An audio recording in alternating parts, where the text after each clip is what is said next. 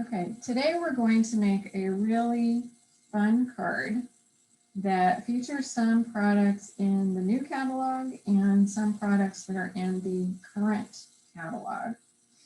And for those of you who were part of the Stamp Club, you know that some of the projects we've been working on lately have really focused on using designer series paper. And we're going to do one more card today using designer series paper. And the other thing that is the big focus on this card is punches. And there are two primary punches that are used to do some of the designs. But the real thing that I wanted to show you is, I think, a kind of fun card that allows you to use some of your designer series paper in a pretty creative way. And I'm going to start off by showing you two examples. This one on the right is made from retired designer series paper. This on the left is from new paper that will be available beginning May 4th. And it is from the hand-penned designer series paper collection. It's absolutely stunning. This is one that we had a couple years ago, and I just thought it worked really well for this design. But either way, the design is the same. It's a base card that is pretty quick to put together. And I'm going to jump in and show you how I created the card on the left. But everything that I do, except for the final decorations, can be used to make the other card as well. So the starting point for this card is a piece of designer series paper. And I have chosen one, as you can see from the final card, that has a nice design on the back. It's the Highland Heather that you see. And then this is the piece that's going to be on the back of the card and will be accented by the pieces in the front. So my advice is, when you pick a piece of paper that you're going to use for this card, make sure that both sides work together well, and that one of those sides might be a really nice pattern that isn't super busy in terms of design and will look really nice as the column on the sides of your card. If I pull the other one in, just as an example, this one also I thought worked well. The sunflowers in the background are really bright, and then the pattern on the sides, just they add a really nice little sort of column design. This is a great way to use up the stashes of designer series paper that we all confess that we have. And you are going to be able to get 3 cards out of one piece of 12 by 12.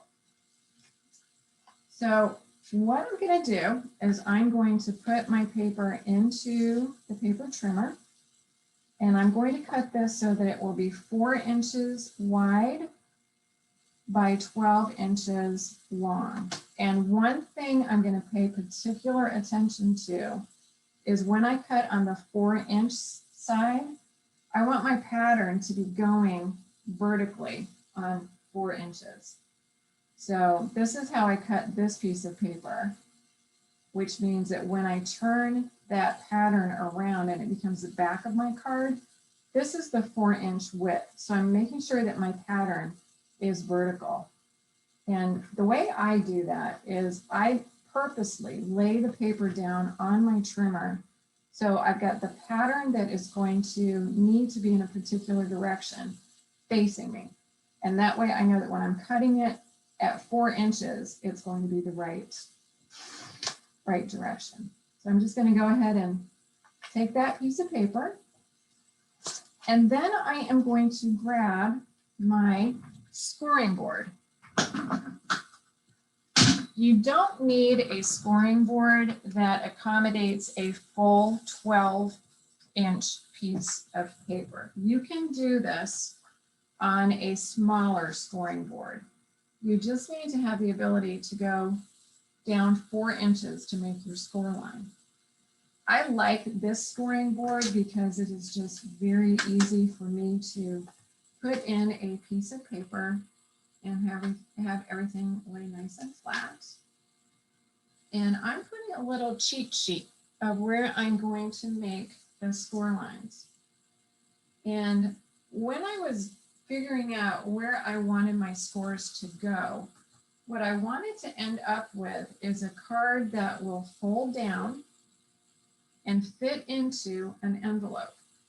And this one will do that.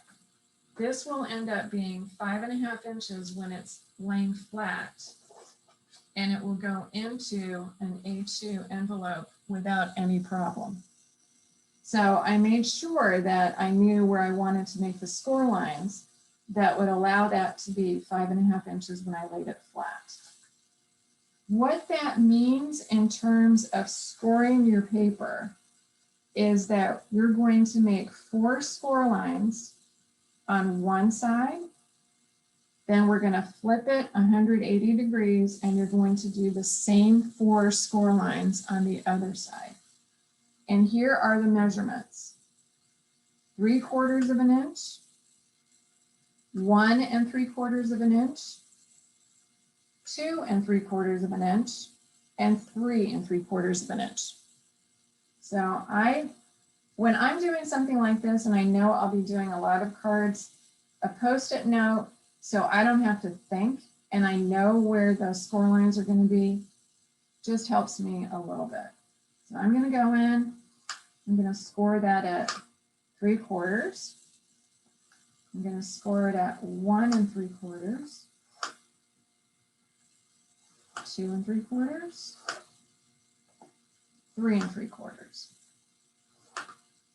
And then I am literally going to flip this around. My score lines that I've done are over here, and I'm going to repeat what I just did. So I'm just going to come in and do 3/4, 1 3/4, 2 3/4, and 3 3/4. Those are all the score lines that you are going to need for this card. And now what you're going to need to do is burnish those score lines. And when you burnish them, a couple of things to keep in mind. Let's talk about the direction of how you're going to fold the paper. For me, I want the purple to show on the outside.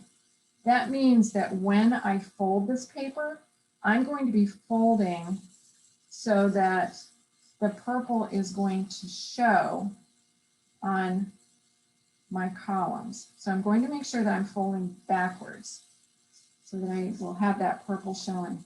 And I am going to give this a really good burnish because it is going to end up being the side of a column that I want to look very square. And it is also going to support the card when I have it standing up. So just give that a nice firm burnish with a bone folder. And you're going to do that on each of the 3 score lines that you did, or the 4, sorry. So you've got your 3/4, 1 3/4, 2 3/4, and 3 3/4. And you can see what's going to happen is we are going to attach these so they form that little column. I'm going to go ahead and I'm going to burnish both sides so that I can just get that done. And then we're going to get out some adhesive and start putting this together. And this, just like so many other designs, when you're thinking about designer series paper, I apologize in advance because you will be up during the middle of the night with brilliant ideas on what combinations you can make with a design like this, because the possibilities are truly, truly endless. All right, so let's think about what is our next step. And it is going to be that we want to attach these 3/4 inch flaps so that when they are attached, they are going to be on the back of the card, and they're going to allow us to have that column. are going to look like this. You can sort of see the 3/4 inches folded in the back. The way that I suggest that you do that is that you use some tear and tape. And this is where I am going to talk through this, and then I'm going to show it to you. And we're going to take this kind of slowly because it's not tricky at all. I don't want you to get the impression that it is. I just want to make sure that since this is the first time that we're doing it together, that we just kind of take our time and make sure that we're all doing the same thing. It does not matter what side you start on. I'm just going to start on my left column on this card. And you can see I have this oriented so that my design is going up. And what I'm going to do is I'm going to put some tear and tape right on this piece. And I'm going to put it kind of in the middle of that 3/4 inch flap. So I'm not going to get super persnickety as far as even using my scissors. I'm just going to put that kind of right in the middle like that and get a piece of tear and tape on that flap. Now we all know that it's a really good idea to take a bone folder and burnish the tear and tape because that really helps the adhesive stick to the paper, and it will help the adhesive come off of that wax paper when you peel it off. Before I peel off that paper, let's just think about where we want this piece to adhere. You have 3 score lines that you should feel if you put your finger over them. You're going to want to fold where that second score line is. So in other words, I'm going to want to fold where my second score line is, and I'm going to want to bring that over and just fold it right on the top. It's going to be nice and flat, and when I bring everything up, it's going to be nice and square. So again, I have my flap folded over, and I can feel where those score lines are. I want to fold where the second score line is. The third one, you want to let it alone. You want to leave it out here. So you're going to score where that second, or fold where that second score line is, and just bring it right over the top and fold it flat. So let's go ahead and take that wax paper off. We now have the adhesive exposed. And again, I'm going to go to that second score line, and I am going to literally just fold that over and press it down. And that is what it's going to look like when I turn it over. And then I can pop this up, and I have my little column, and it's nice and squared off. We're going to do the same thing on the other side. So I'm just going to flip this over. I've got my 3/4 of an inch flap folded over on the top. I am going to do the exact same thing that I did on the other side, where I'm going to grab some tear and tape, put that in the middle. Now, you don't need to use tear and tape on this. You could definitely use liquid adhesive. It would work perfectly fine. It will just take a couple of seconds to set. Whereas with the tear and tape, you're going to have instant adhesion, and it's also super strong. So that's my preference, but if you really like the liquid adhesive, then you are good to go. So again, I'm not going to take that piece of wax paper off yet. I'm feeling for my second score line. I've got one more over here on the right. I'm ignoring that one. So I'm going to come to my second score line, and when I fold it, that's where I'm going to fold it over. I'm going to go ahead and take off the wax paper. Just going to feel where that second score line is. I'm going to fold it right at that second score line, and I'm just going to lay it flat and give it a good push. And then if I pull it over, and pop this up, I have the base of my card all done. That's how easy the base is. And it's nice and square. So if you look at it from the top, it looks like you've got two squares or a, I don't know, pair of binoculars with a really big nose in the middle. And you're going to notice when you set this straight up and you have the boxes up and you fold it over, you're going to end up, this is going to fit into the card. So that's how you get it to the 5.5 inch mark. All right. So we've got our base. We have the base of the card. The next thing that we're going to do is we're going to add a little bit of stability down at the bottom. So if you look behind where I've done the sentiment and some of the other kind of final bling pieces, you're going to notice that there are two pieces of paper.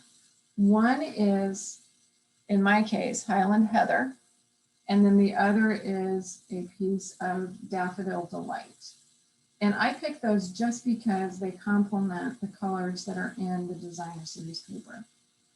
What's going to happen with this is we're going to put those two pieces together first. So we're going to create a little kind of ribbon, and then we're going to put those on the front of the card.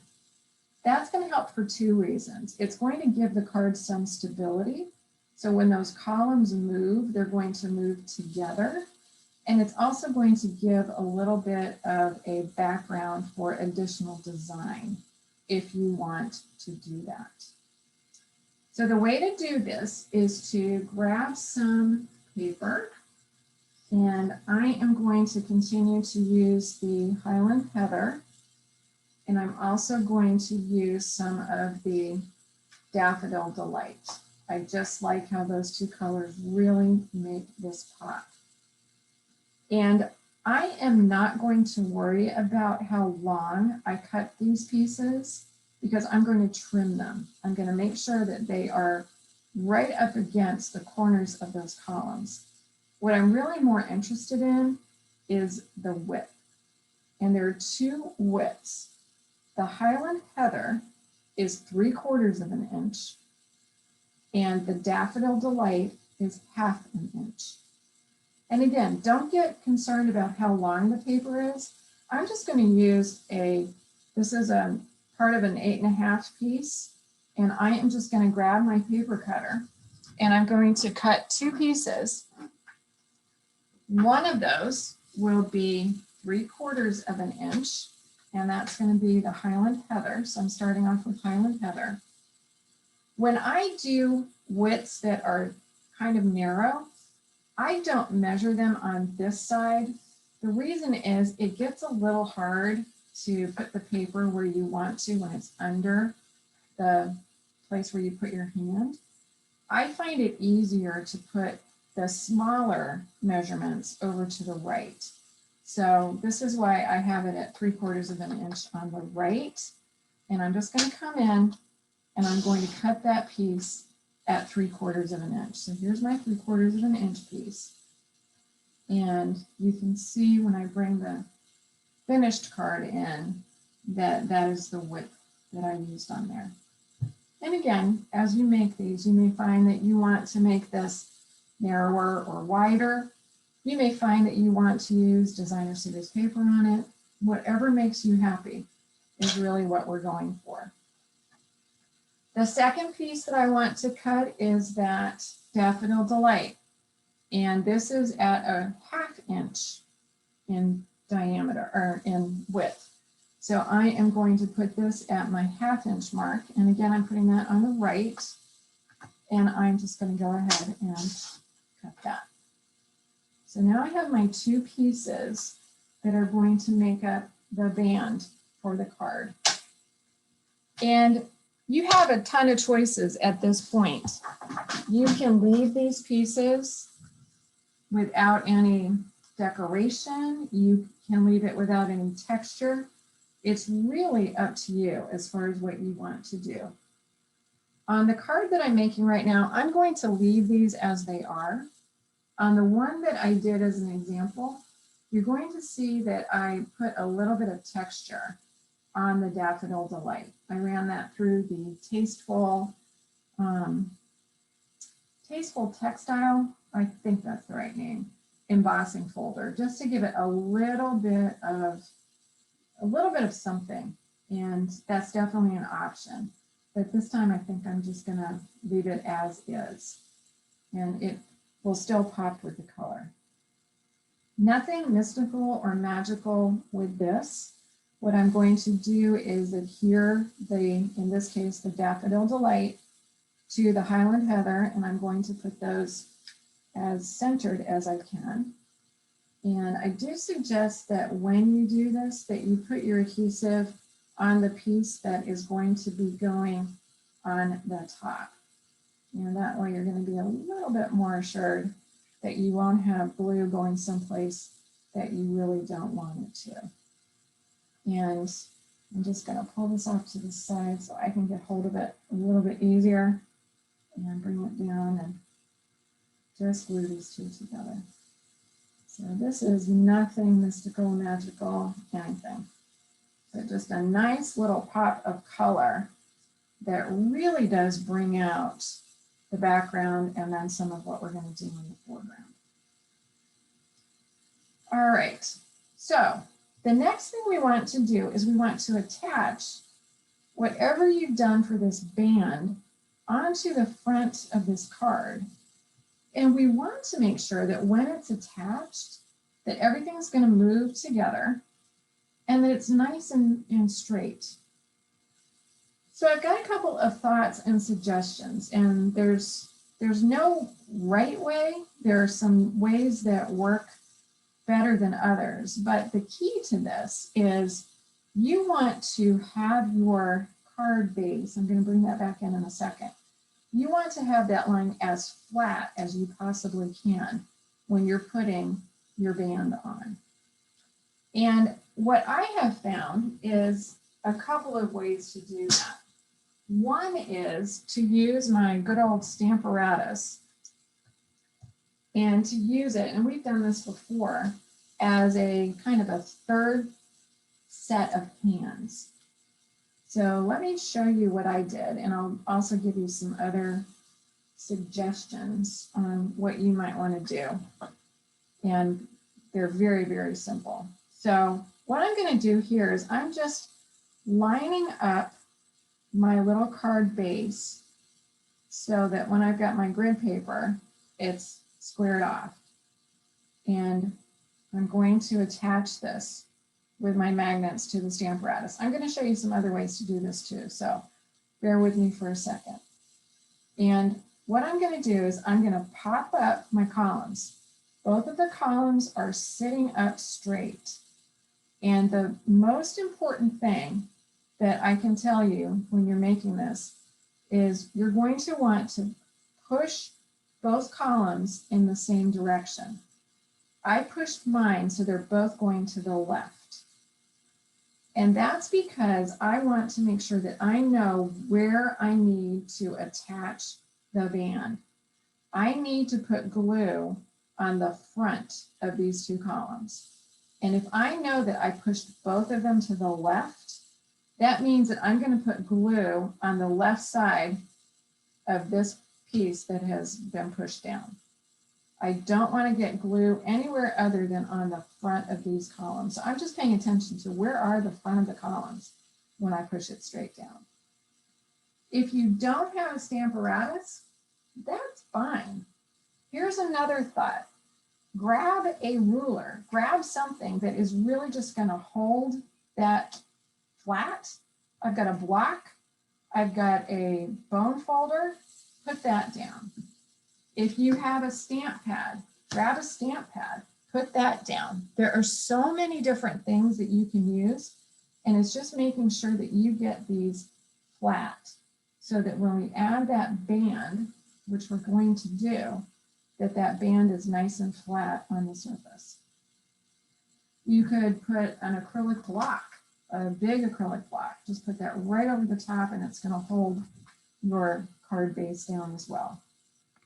I'm going to use a Stamparatus just because I have it right here and because I find that it's kind of useful. So I'm just going to line up so that I have those lines on my grid.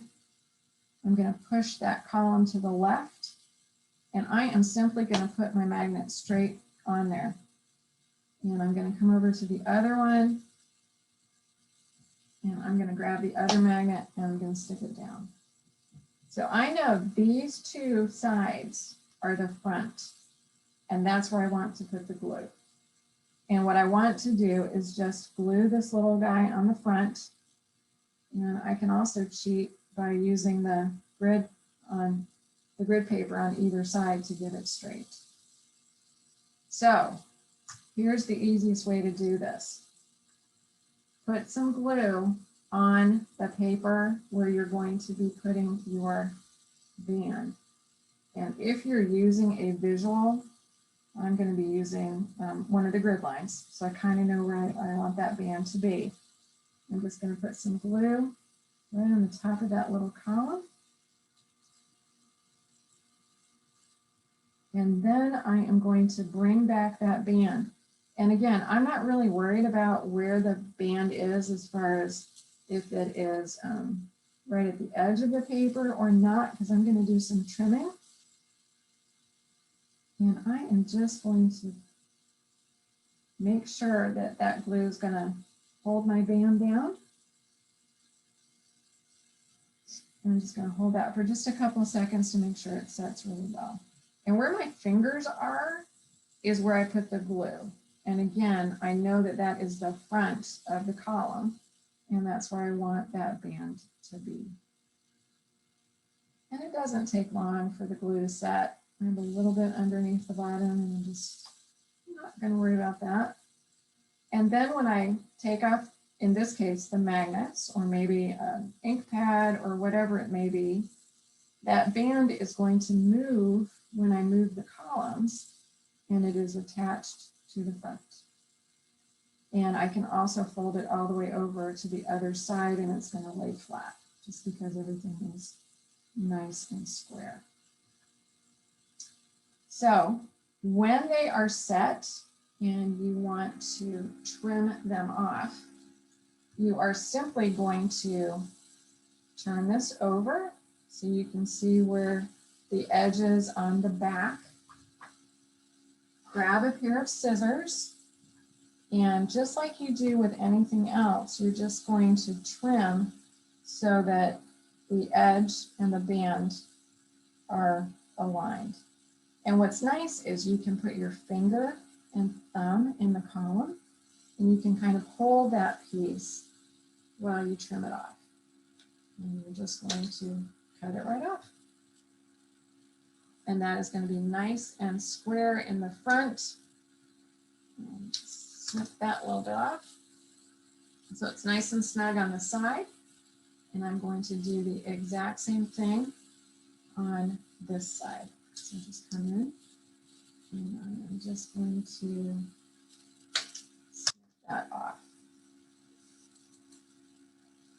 And these pieces are extras. I will not use them. I might save them. I really don't know for sure, but I might use that on another project. And then I have the base of my card, and I have that band all set. So the rest of this card is really all about decorating. And what I decided to do was, for the card that I'm making, I did a little bit more of a finished design with some flowers, and I'll show you where I used those, where they came from. And I want to show you one thing that I did on the flowers. I put a little bit more bling on this card than I did on this card.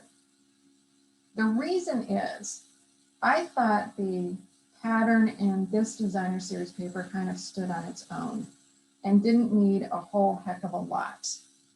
But on this one, this is a little bit more muted, and the background is absolutely gorgeous. but I thought I wanted to add a little bit more to the card.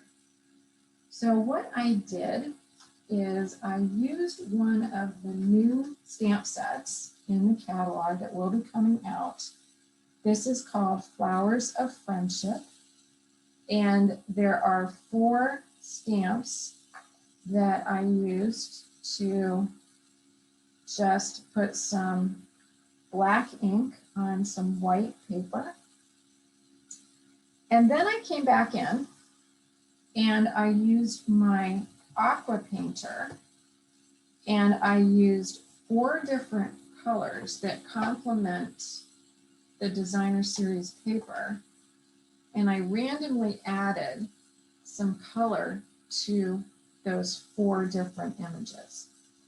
And I really tried to mimic the colors that are in the background of the designer series paper. And then to cut those pieces out, I used a new punch that is brand new in the catalog, and it is one that complements this stamp set. And I will show you. It is called the Flowers of Friendship Bundle. And this is the punch. And then the stamp set is absolutely gorgeous. It is the Flowers of Friendship stamp set, and it has some really, really pretty images and also some really nice sentiments. And we will be using this. We are going to be using, this is going to be one of the bundles that I will focus on in the month of May. There are a ton of ideas that I have seen, and I absolutely love the font on this particular set. It is absolutely stunning. So as I mentioned, what I did is I stamped some of the images. I'll show you some of the images that I still have that I haven't punched out. I did some of the leaves and some of the flowers, and then I came back in with some aqua painting, put a little bit of color on, and then I used the punch and punched those out, and then layered those together, and eventually they got added to the top for some decoration. I also added a few of the matte black dots, which are just fun. And since in the background and also in the foreground where I did the flowers, we have black ink, I wanted to pull that in to some of the design. So I put a couple of those on. But then I wanted to focus for just a second on the sentiment down here and a couple of things that I did with that. You probably either have or noticed that there are 2 kinds of ovals that are on the bottom. And one of those is punched from the Highland Heather. And I simply, obviously, punched that out of the larger oval punch in here. This is the double oval punch. And that is my background. So I'm going to go ahead and get one of those because I will need that on the card that I just made. And then for the sentiment that is on the inside, I brought back in some mint macaron. This is the green that is in the designer series paper. So I wanted to, again, bring that color back in. And I used one of the stamps that is in the new stamp set called Flowers of Friendship. And it reads, little card, big thanks. I know I've already said I like the font, but I love how there's mixed font in here. I just think that's gorgeous. I did use a Versafine ink on this. This is one of my favorite inks for very fine lettering and sentiment. It does a really, really nice job with just picking up some really fine lines. And I went ahead and stamped that with the black ink. And that actually looks pretty good. I don't think I need to go back in and do it again. And then I'm going to use that same double oval punch and punch out that sentiment and add it to the scallop oval and layer that. The other piece that comes into play in the sentiment area down at the bottom is some new trim. This is in the new catalog and it's part of a different suite that we will be playing with. It is really gorgeous. There are two kinds of trim that come with this. It's called Simply Elegant Trim. And I use some of the gold to tie a little bow. Use my bow maker. And I did a quick little double bow with that. So I'm just going to layer this up. And first of all, I'm just going to punch out my sentiment. I'm embarrassed to say that I don't use punches as much as I should. They are so quick and easy and portable and wonderful, and I am definitely going to be getting them out and playing with them more than I have. So let me just bring this back in, and I'm going to show you how I layered this up. And I wanted to give you one tip on this that may be useful. So you're going to see the first thing I did is I put my scalloped oval on the bottom. And I wanted that a little bit off center, just so that it would bring the interest and the eye, not dead center. It's also, to me, a little more forgiving, because if you don't get something perfectly centered and you're trying to get it centered, sometimes it just takes the person who's looking at it eye away and all they can see is it's not centered. So I purposely brought this over a little bit off center. So I'm just going to put that straight onto the band and try to get that as straight as I can. And then what I want to do is I want to put this bow between the scalloped oval and my sentiment. Now, there's an issue with this because there is a knot, and that's where you have to be a little careful. So what I am going to do is I'm actually going to do this in 2 steps. I'm going to use a glue dot, and I'm going to stick that knot to my Highland Heather scalloped oval, because that is going to position where that bow is going to be while I finish everything else up. So it's not really necessarily going to adhere this completely, but I just want this little guy out of my way so I can get done what I want to get done. So I'm just going to probably scooch that over just a tad. I don't know if I want it over that far. I'm just going to pick it up and bring it over a little bit. There we go. And then I am going to put my sentiment on top, but I'm not going to put, I'm going to use a dimensional. I'm not going to put a dimensional anywhere near that knot, because if I do, it is just going to add a layer behind wherever that knot is going to be, and it will not lay flat. So in this case, believe it or not, though pun intended, I am just going to use one dimensional to adhere this sentiment, and I'm going to let it go. And I'm going to put that dimensional on the bottom in the center. So I'm just going to grab one dimensional. I'm going to make sure that I know where the bottom is. Put that dimensional in the bottom. And then I'm also going to put a little bit of liquid adhesive on the knot.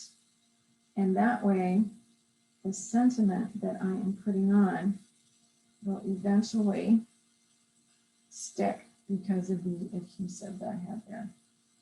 And I'm just going to pop that right on the top. Try to get it centered. Not say bad things about myself if it's not completely centered.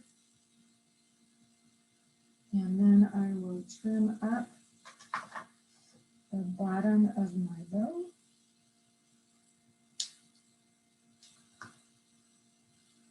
And the last things that I would do, and I'm not going to do those because you all know how to add final bling, is I would layer some flowers together, and then I would put those directly on the side. I would add some black dots and put them in different places to attract attention. And I would end up with something that looks a little bit like that.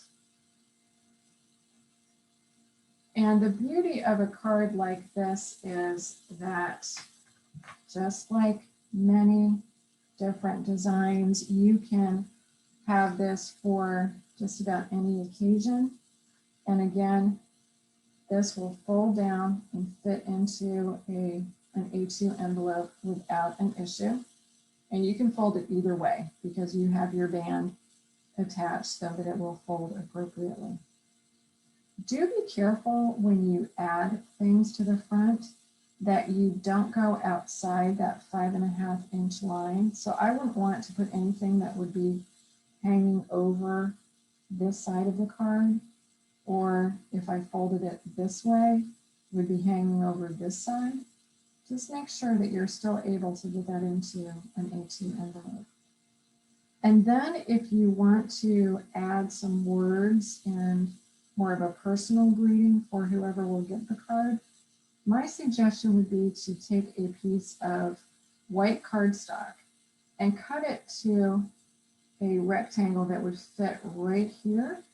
And you might want to actually write your message first on that piece and then adhere it, rather than adhering it before you write, because if you try to write and you have this laying flat, you may run into some bling on the other side that would make your handwriting a little difficult to read. So these are it. I don't know what to call this. I didn't really come up with a great name, and maybe it doesn't need a name, but it is really a great way to use up some designer series paper, and I think adds a nice pop, literally a pop, and a pop of color for whoever gets it.